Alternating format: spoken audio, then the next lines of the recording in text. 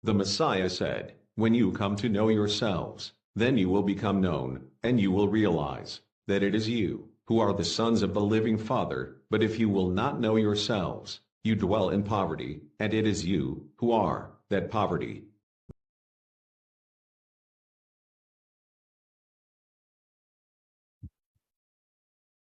Ito po isa maiksing video lamang mga kapatid at magugulat kayo. From last week, ayan, yada, halalwaya, alahayab, kita niyo mga kapatid. We are ready. Nabuhusan na po ang flooring ng second floor. Concrete flooring, nakita niyo mga kapatid. Kompleto na ang mga parilya dyan, ang mga bakal na susuporta sa flooring, ang ating columns. Ayan, lahat po mga kapatid. So ready. Di ba last week wala pa yan, magkapurmahan yan.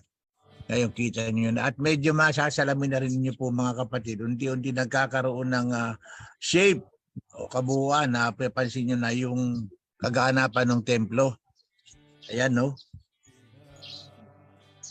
Nakikita na po dahan-dahan. Yan po maraming PVC pipes ay mga ano po yan, pampatibay habang nagpo-flooring. After the flooring, aalisin din po yan. So, kita nyo na po ang hugis, ang itsura. Ayan, no? Kikita nyo na po ang itsura ng templo. Yan po ay mismong pattern doon sa ginawa ni King Solomon. Yan, no? Napakaganda po mga kapatid. Yan. Ang bilis po. Yan, no? Napakaganda. Yung ating ground sa baba, yung flooring sa baba, makita nyo na yung pantay na po yan. Yun, no? Ayan na mga kapatid. Napakaganda ano po. So yan po ay dahil sa ating mga kapatid na talagang nasa kanilang diwa at puso na pagsunod sa mga kautusan at sa guidance po ng ating mahal na Hari.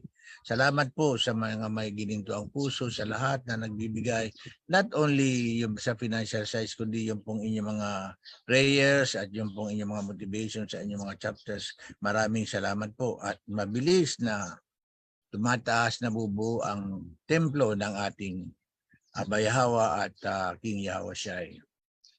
So nais ko rin pong babanggitin sa inyong mga kapatid na doon po sa isang side, hindi po na kuha yung picture nito ngayon. Nagkaroon po doon ng kaunting problema yung ating slope protection. Bumaba po siya eh.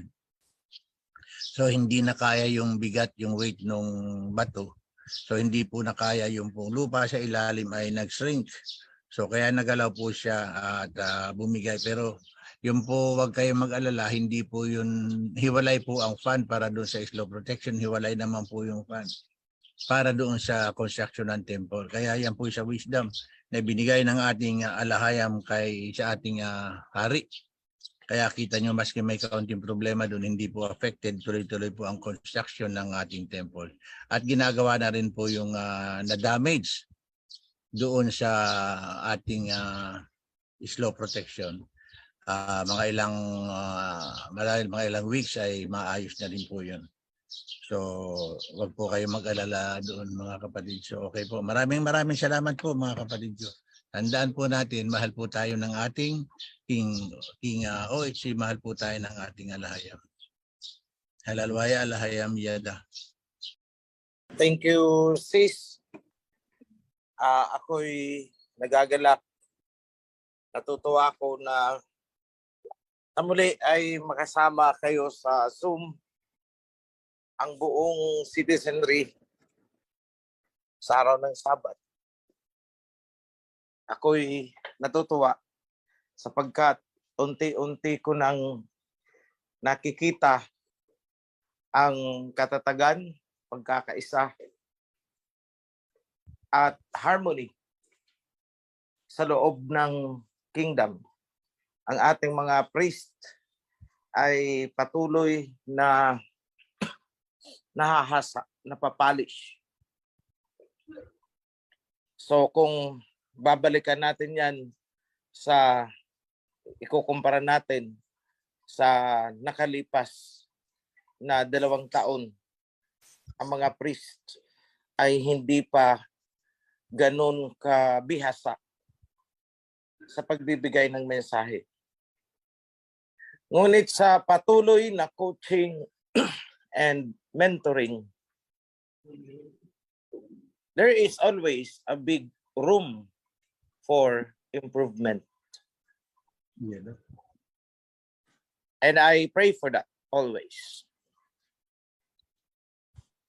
Bilang bahagi ng aking maiksing mensahe, gusto kong ipaalam sa lahat na ipapa-streamline ko ang schedules ng mga priests kasama ang mga upcoming or incoming priests from as soon as possible this December, if it could be implemented, until the Passover sa Abib, or at least sa New Moon ng Abib. So, pinababawasan ko ang mga workload at mga schedules para mabigyan ng daan ang isang schooling na ang output nito ay concrete structure ng guidelines for the priesthood. So ito na yung ating, kumbaga, sa magiging blue book of the teachings. Ang pinaka-roots niyan ay ang Torah and Covenant. So kumbaga, pag-aaralan namin, everyone should be present. All priests should be present on schedules. Sabihin natin at least 2 to 3 times a week. Walang pwedeng, ay hindi ako makaka-attend kasi nakakommit ako sa Hong Kong, nakakommit ako sa Middle East, ako ay nakadek sa Europe, ay may appointment ako sa UK kaya hindi makaka-attend. So mga kapatid, hinihiling ko ang inyong pangunawa na ang ating mga priest, we have 18, tama ba ako, Prime? 18 kasama ang upcoming? 20 yan na yata po. Okay. So Okay. it's going to be 21. Sila po ay sa ilalim ng schooling and at the same time workshop. So marami pong mga naka-schedule na mga visits ang baka makancel muna for 4 months. Kaya inihiling ko ang pangunawa ng iba. Huwag po kayong panghihina ng kalooban kung hindi man ninyo na kikita physically o maririnig na nagbibigay ng mensahe sa inyo ang ating mga priest. Kailangan din po nilang sumailalim ng intensified workshop training. So kung natatandaan ninyo, ang mga priest natin ay basta na lang sumulpot sa inyong paningin na hindi nyo alam saan ang galing, paano pinili. Wala silang pinagkaiba sa panahon ng Nisaya. Mga fisherman baga sila noon. Yung 12 disciples, sina Kefa, tinawag lang sila, nasa tabing dagat, halika kayo, sumunod kayo sa akin. That calling, that situation is the same situation na pinagdaanan ng ating priesthood. So habang lumalaki ang kawan, habang lumalalim ang mga pag-aaral, at habang nirerepaso natin ang Torah and Covenant, yung mga na-reveal sa revision ay kailangang matutunan ng buong priesthood para iisa ang kanilang sinasabi. Iisang diwa ang kanilang ibinabahagi. So, ngayon pa lang mga kapatid, ipinagpapaalam ko na sa inyo na panandalian munang magiging hindi gaanong aktibo. Panandali ang hindi nyo makikita, panandali ang ikakancel ako ang ibang mga schedules ng priesthood. They should be free for 2 to 3 days a week, excluding yung Sabbath and mga feasts. So yan ang napagkasunduan kagabi. Bunsod na rin na may mga priest na nalilito tungkol sa mga bagay-bagay. I don't blame them for a mistake. Kung mali man ang nagawa, hindi ko sila sinisisi, bagkus pinipilit kong inuunawa. So, ang akin lang, may iba akong napagalitan kasi I have a standing instruction sa kanila na kapag hindi kayo sigurado sa inyong gagawin, hindi nyo lubos arok yung isang sitwasyon, kayo ay nalilito, kailangang tumawag kayo sa higher priesthood. So, ang ibang priest, hindi tumawag. Nagtanong sa kay ganito, nagtanong kay ganon, kinuha ang opinion ni ganito, kinuha ang opinion ni ganon. So, ang bunga ng ganong desisyon, ganong action, ay pagkakalito, confusion sa kawan to such extent na nahahati ang kawan dahil sa opinion. So dyan ko sila napapagalitan. You should call me. You should call Priest Senin. You should call Priest Zimri. Kung kaya nang sagutin ng dalawa, i-explain because most of my instruction, if not all, but 99% yata ng instructions ko ay dumadaan kay Priest Senin. Then down the line.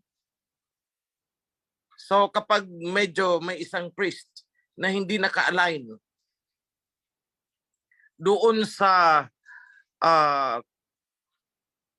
line of communication, na detach sila doon, kung kani-kanino kumukuha ng opinion, ang iba nagsasarili ng desisyon. So, nasisira sila. Yan ang mali nila. So, dyan ko sila, sabihin natin dyan ko sila sinisisi because my standing instruction is ask me. Kasi hindi nga tayo nagkaroon ng pagkakataon na isailalim ang buong priesthood sa rigid na pagsasanay. So, sa kabila nun, ang mga kawan din naman ay naging mapaghanap.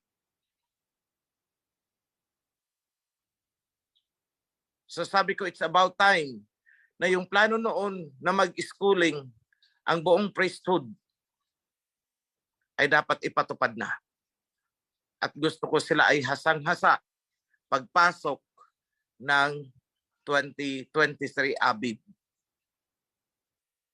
So mga kapatid, ayoko sanang makakarinig ng mga issues, mga concern, mga pwede namang iwasang hindi pagkakaunawaan.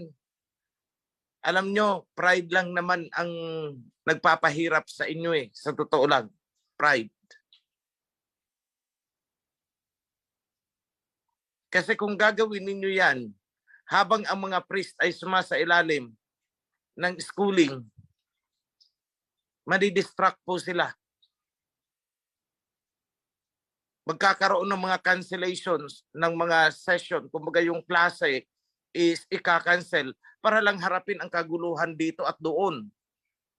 So please, hindi man kayo direktang makatulong sa schooling na ito ng priesthood, at least sa inyong cooperation, you set them free to study. Makikita nyo ang pagkakaiba, ang malaking improvement sa buong priesthood pagkatapos ng schooling. Pero hindi po dyan matatapos ang lahat. There will be higher and higher schooling. Kasi habang ginagawa ang temple, tandaan natin na ang magjo-duty dyan 24 hours ay mga priest and Levites. Kapag sila ay nasa loob niyan, may mga panahon na hindi sila pwedeng lumabas, hindi pwedeng kausapin. Tanggal ang cellphone, hindi pwede, dyan kayo. So yung mga specific instructions na yan, hindi ko pa sa kanila na ibibigay. Sapagkat ibibigay ko yan pagkatapos ng construction. Yung ready to function ang temple. Then I will select priests to undergo another specialty training, how to run the temple. Maybe some of you ay nag-iisip, bakit hindi lang sila bigyan ng babasahin para sila na lang? No, wala po ako maibibigay. It's just in my mind. Wala akong time para i-transcribe at sila na ang mag-aral-aral. And I want, hindi ko basta-basta i-entrust ang bagay na yan kasi maselan po yan. Paano ang galaw sa loob ng temple? Paano ang mga steps sa loob ng temple? Paano ang pakikipag-usap sa loob ng temple? Ano ang pwede at hindi pwedeng pag-usapan sa loob ng temple? Diyan po kasi sa loob ng temple, hindi pwede ang mag-uusap ang dalawang priest tungkol sa isang bagay na walang kinalaman sa trabaho nila na kinakaharap sa loob ng temple. Hindi pwede na pag-uusapan nila, ay sa ganitong chapter may ganito, habang sila ay naandun. Wala po. Parang mga pipi yan. They need to keep their mouth shut. Bubuka lang yan. Kung ang pag-uusapan is, paano ba itong lampara aayusin, paano itong minora, paano ito lulutuin. Along that line lang, ang pwede lang salitain. Otherwise, they should keep their mouth shut in prayer for the kawan. Sa mga bagay na instructions na yan, hindi ko pa po na ibibigay sa kanila. Kasi kung ibibigay ko man, and too far away pa gagamitin, makakalimutan. At magdudulot lang ng additional na kalituhan sa kanila ngayon. So one at a time, piece by piece ko sa kanilang isusubo ang kanilang mga dapat gawin. I know it. So, on the part of the kawan, please cooperate. Keep the priesthood free sa mga unnecessary na mga issues, mga concerns. So the best way is iwasan po natin yung pagbabangayan sa loob. Kasi pag nagbabangayan na kayo, siguro ko kahit ang priest na nakaduty sa temple, kailangang tumalon para ayusin kayo at hindi yan kaaya-aya sa paningin ng Aba. I tell you, and you will not be blessed. So, nakita nyo ang progress ng construction ng temple and I was there nung kailan ba ako last time pumunta? Was it Thursday, yung last na pagpunta ko doon. Kasi I was there Sunday. Then sumunod na andun ako is Thursday. Just this week. I have to do some ocular inspection. I need to give some instruction. So may mga pinapa-reconsider ako sa structure. Hanggang doon sa riprap, hanggang sa yung dito sa kabila pa. Because all those things is kailangan nating ayusin to the best that we can. Then, as to the cleanliness sa Mount Zion, I still have that in my mind. So may mga instructions din akong binigay. So as you can see, I don't stop. Pagdating would be revision. Pero ilang beses na-cancel ang aming revision dahil sa sigalot ng iba't ibang, chapter. Isang chapter lang naman pala itong week na to ang inayos namin. But it took us 2 nights. The other night is another, 3 days ago is another chapter. So, 1 week pong na-cancel ang revision. 1 week na hindi kami nakapag-meet. At saan namin ginamit? Ginugol ang hamagdamag hanggang alas 3 ng madaling araw, alas 4. Pag-aayos ng sigalot. So, sa ganyang bagay, hinahadlangan nyo ang progress ng aming mga ginagawa dito sa taas. Huwag nyong aakalain na kami dito sa taas ay wala nang ginagawa at pahaya-hayahay na kami at gumagalaw ang mga nasa baba. Hindi po. Bagkus, it's the other way around. Tingnan nyo, sa construction site, ang mga trabahador, nagtrabaho sila 8 oras o minsan nag-overtime hanggang gabi. Pero pagdating ng gabi, tulog na sila hanggang umaga. Kami hindi pa rin eh. Pagdating sa hapon, trabaho pa rin. Hanggang madaling araw, tulog ng kunti, trabaho ulit. That's how busy we are. Pero hindi ko pwedeng sagad-sagarin ang mga priests. Sometimes I call off certain meetings, I call off mga sessions, and I said, Priest Senen, you need to sleep. Matulog ka. So mga bagay na yan, ipinapakiusap ko sa inyo buong kawan. Huwag niyong pabigatin ang trabaho ng priesthood at ng mga officers natin sa taas. Kasi bumabagal at bumabagal ang pag-usad natin.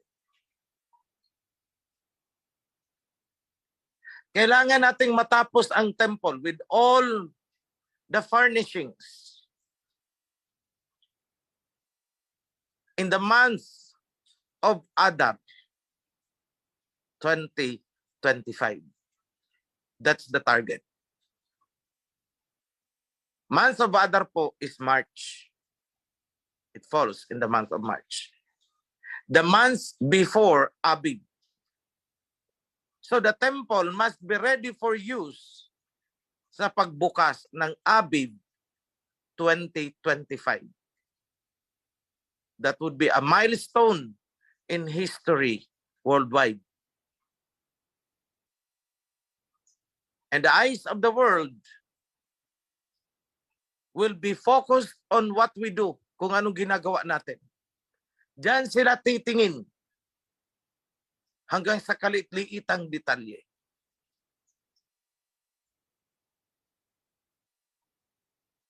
Kagabi, kanina palang madaling araw, around 3 yata yun, 2 or 3, it was revealed to Priest Simri na hindi lahat ng kahoy ay pwede nating gamitin sa paghahandog natin. There are only 12 types of trees na inihabilin ang aba na ito ang gamitin ninyong panggatong. So, with that in mind, naisip ko lang, hindi kaya part of the purpose kung bakit nabigyan tayo ng lupain, mga lupain na nasa bundok, para maitanim natin ang mga kahoy na yan? Very hard to find ang iba.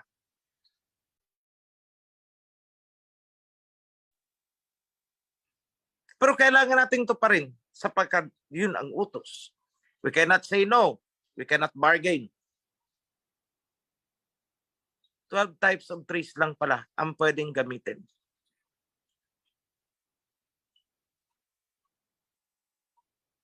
So with the 100 hectares, na alam kong naudlot din ang progress nito. Medyo nawala sa sa radar ko. I'm not saying na natigil, but rather ang ibig kong sabihin is nawala sa radar ko. Parang lumubog siya sa activities na tabunan. So far as I am concerned, hindi ko na naharap. Hindi ko alam ang status. But with that, kapag nakuha na natin ang full possession of those lands, pupunuin natin yan ng mga kahoy that will be used para sa paghahandog. The 12 types of trees must be prioritized na yun ang maitanim. And at the same time, that would help the environment na ma-preserve ang ecology natin. Hindi mag-erode ang mountains.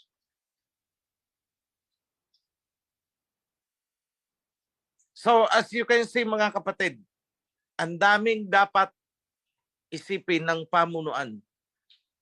Please, wag po ninyong idagdag, ikarga. Itong mga sigalot na kung tutusin ay napakaliliit but it consumes our time dahil pinag-aaway-awayan. It makes me sad.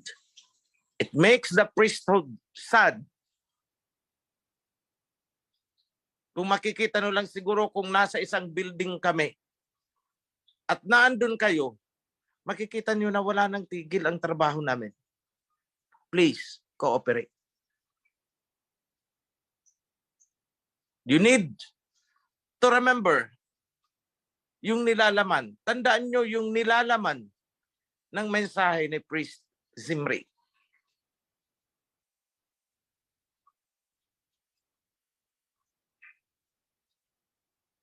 Last week, or maybe this week yun, Priest Zimri messaged me. Kamahalan, pwede bang makausap ka kahit 15 minutes lang? So I called him up. After an hour, natawagan ko siya. Habang kumakain, I called him. Sabi ko, what is it? Ano ba yung kailangan kong i-deliver? So parang, I don't know if he was blank or what. So isa lang ang sinabi ko sa kanya. Focus on unity. At narinig ninyo ang kanyang mensahe ngayong umaga. It's about unity. Napakaganda. Unity in the spirit of the covenant. Unity in the kingdom.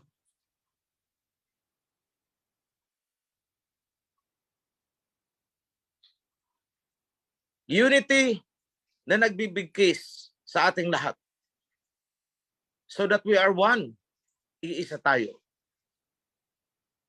In the same manner, na iisa tayo kay Messiah Hawashai at si Messiah Hawashai ay iisa sa Ama. Ang sabi ng Messiah, I am with the Father and you are with me. So, paano yun na maging kasama tayo ng ating Messiah, kaisa tayo sa Ama kung tayo ay nagbabangayan, nag-aaway-away? That could not be possible. So, hindi ko na gaanong hahabaan ang aking mensahe. But I just want to remind everyone, nakikita ninyo ang progress ng ating mga projects. Yung road construction nga pala sa driveway, supposedly naka-schedule tomorrow na magsisemento tayo because may kapatid tayo na nagbigay ng 500 sacks of cement for that. Actually, nandiyan na yung budget. Pinadala niya na. Kaya lang, I have to put it on hold kasi dadaan ang mga mixer na magdadala ng mga concrete aggregates, yung ready mix. Kasi ang nabuhusan na natin are the pillars, the foundations, paakyat hanggang sa second floor. The next stage would be pagbubuhos na ng flooring. Ang alam ko, meron ng part yata na nabuhusan. I don't know. But that is scheduled. 15. What is the date? What is the day on the 15th? Today is 9. 9 ba ngayon or 10? 10 po. 10. So 5 days from now. Sa 15. Dadaan ang mga mixer. At wala nang time para maghintay na tumigas muna yung isisemento natin doon sa driveway. Yung mula sa guardhouse. Kasi it would take 14 days. So, ibig sabihin, 14 days pala bago makapasok ang mga mixer papunta sa temple. And that is a massive delay. Remember, every day, ginagamit o hindi, ang mga equipment, nirerentahan po natin. Every day. Yung mga hinair natin ng mga equipment for the lahat yan. So, hindi pwedeng maano at sayang yung oras. Every day, ang mga kinontrata nating tao na mga skilled, nagtatrabaho doon is, kailangan nating pasahuran.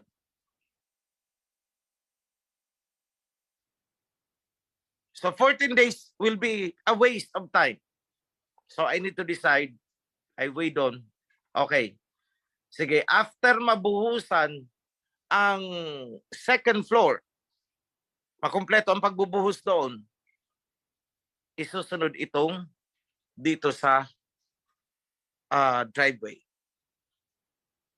So tomorrow, meron lang akong inalaw na certain activities there.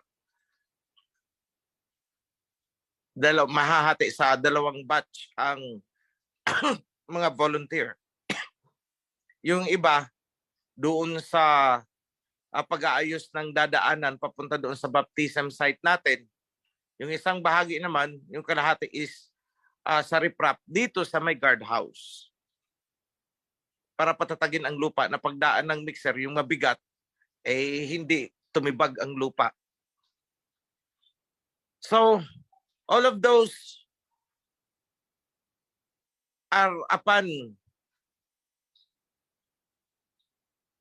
may responsibilities. Lahat.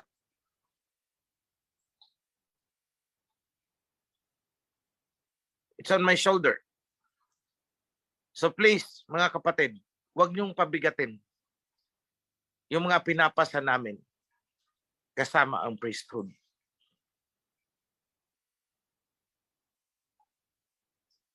And that is what you call as unity of command. Huwag na munang magpasaway for short.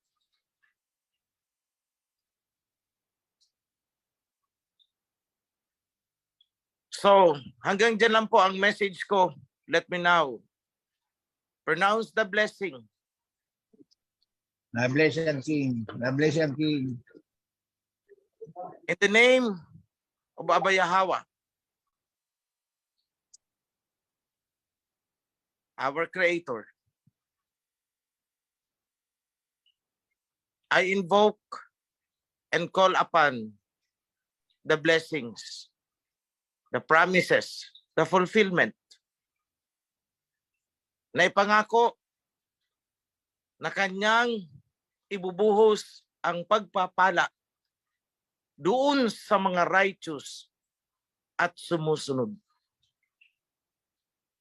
Nawa lahat kayo ay makatanggap ng pagpapala dahil sa inyong pagsunod. Sa nais tumanggap ng pagpapala, sumunod in righteousness. Hindi ko man alam ang inyong mga pangangailangan. So numerous to recite and pronounce. Ngunit naandyan ang ating Aba. Nakikita niya ang lahat. Huwag hahangad ng sobra-sobra. Huwag hahangad ng karangyaan. Hintayin natin na kusang ibigay ng alahayam. Yan ang saloobin na ipinapaabot ko sa ating Abayahawa. Na hindi tayo naghahangad ng sobra-sobra para sa ating sarili. Ang hinihiling lang natin ay yung sapat na matugunan ang ating mga pang-araw-araw na pangangailangan. Based on that, let me pronounce healing for those who have sicknesses, illness. May mga dinaramdam. Nothing is impossible sa ating alahayam.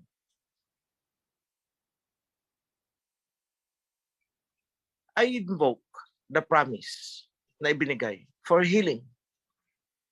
Good health for everyone. Mula sa Prime Minister hanggang sa inyong household. Kasama ang iyong mga kasambahay. Let the blessing be felt by everyone.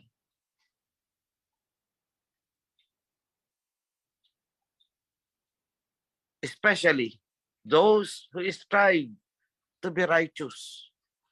Especially those who work for the construction of HOPs, the temple.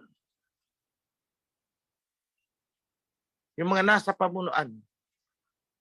Yung mga nagbibigay ng kung ano man ang nakakayanan nilang ibigay to support the events and the building of the temple. Blessing after blessing be yours. In the name of our King, Messiah, Yahweh Shai, let it be done. Yada, halawaya, alahayam. Be blessed. Hallelujah, alahiyam, Yada. yada. Yada.